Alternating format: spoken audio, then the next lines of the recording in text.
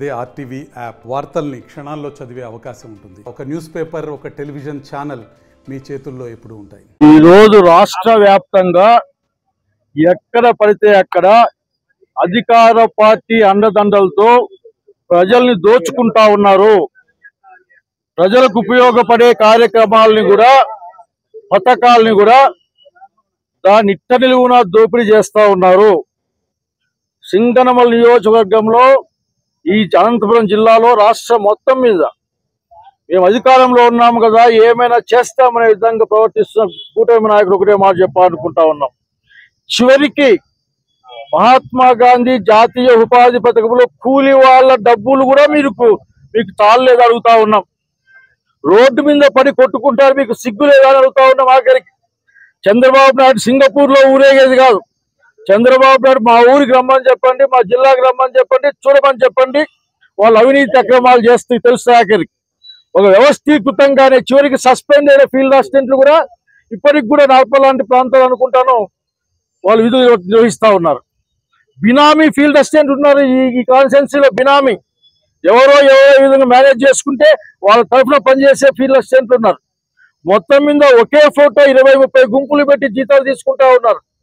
ఒక ఆరోపణ, ఒక విషయం బయటకు వస్తా ఉంది.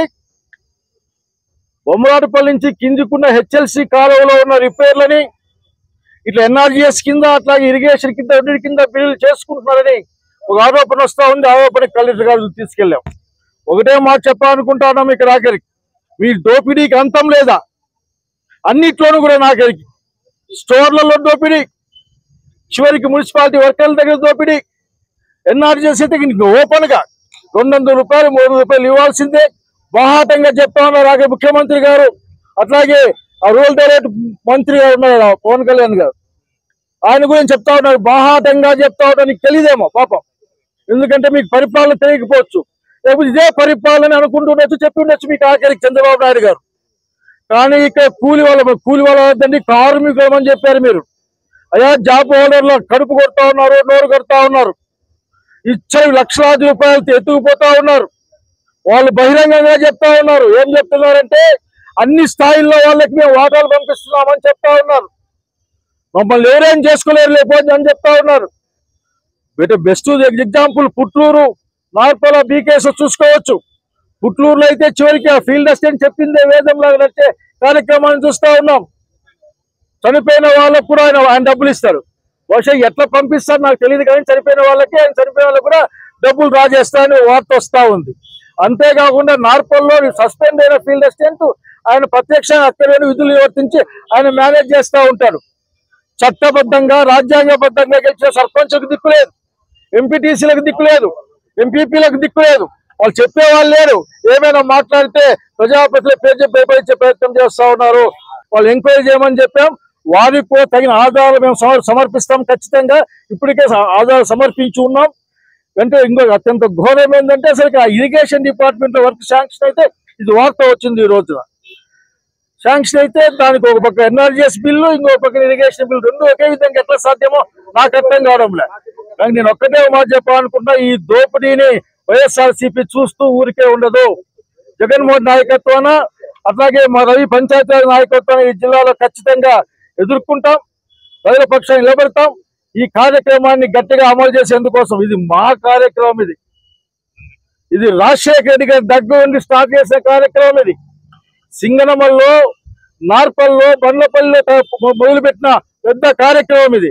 కాబట్టి దీని పట్ల మా నియోజకవర్గానికి మరింత బాధ్యత ఉంది. ఖచ్చితంగా బాధ్యత మర్చిపోం. ఈ దోపిడీని అరికట్టడం కాదు, ఈ దోపిడీదారులను వెంటనే ఎంక్వైరీ చేయాలి, తగిన విధంగా శిక్షించాలి.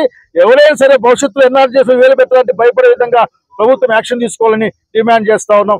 ఇది ప్రజాస్వామ్యబద్ధంగా చేసిన ఒక కార్యక్రమం. ఇది మమ్మల్ని ఇంకో విధంగా ఆలోచించే విధంగా చేయకూడదని ప్రభుత్వాధికారులు మేము కోరుకుంటా ఉన్నాం. నేను పవన్ కళ్యాణ్ గారికి తెలుసు తెలియదు నాకు తెలియదు, కానీ బహుశా అతనికి ఇదే అసలు రూరల్ డెవలప్మెంట్ ఈ అధికార పార్టీ వాళ్ళు డెవలప్మెంట్ అని చెప్పినారేమో.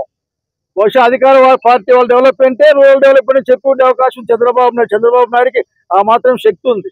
ఇంతే ఇట్లే ఉంటది. ఎందుకంటే ఆ రోజున నీరు చెట్టు కార్యక్రమం గుర్తుంది నాకు ఆఖరికి. అట్లే పనికి హామీ పథకం ఒకటి ఉండేది ఇంతకుముందు, పనికి ఆహార పథకం. పనికి ఆహార పథకంలో ఎంతమంది సైకిళ్ళు కార్లుగా మారి అప్పుడు లెక్కలు చెప్పాం. మళ్ళీ ఇప్పుడు అవసరం వస్తే లెక్కలు తీసి మాట అసెంబ్లీ రికార్డ్స్ గుట్టలుగా ఉన్నాయి.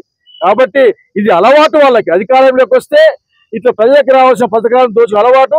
పవన్ కళ్యాణ్ గారికి తెలియదు అనుకుందాం, ప్రస్తుతానికి ఆయన తెలుసుకోవాలి. హైదరాబాద్కి ఆ పక్కన తిరిగే కంటే ఇట్లా అనంతపురం జిల్లా లాంటి గ్రామాలకు వచ్చి వాళ్ళ యొక్క వంది మాతృగదులు కాకుండా ప్రజలతో మాట్లాడి న్యాయం చేస్తే బాగుంటుంది. లేకపోతే మేము చేయగలిగింది ఏం లేదు, ఎందుకంటే మీరు అంతే అనుకుంటాం అంతే. మరిన్ని వీడియోస్ కోసం ఛానల్ ని సబ్స్క్రైబ్ చేయండి. లేటెస్ట్ అప్డేట్స్ కోసం వాట్సాప్ ఛానల్ ని ఫాలో అవ్వండి. ఆ లింక్ డిస్క్రిప్షన్ లో ఉంది.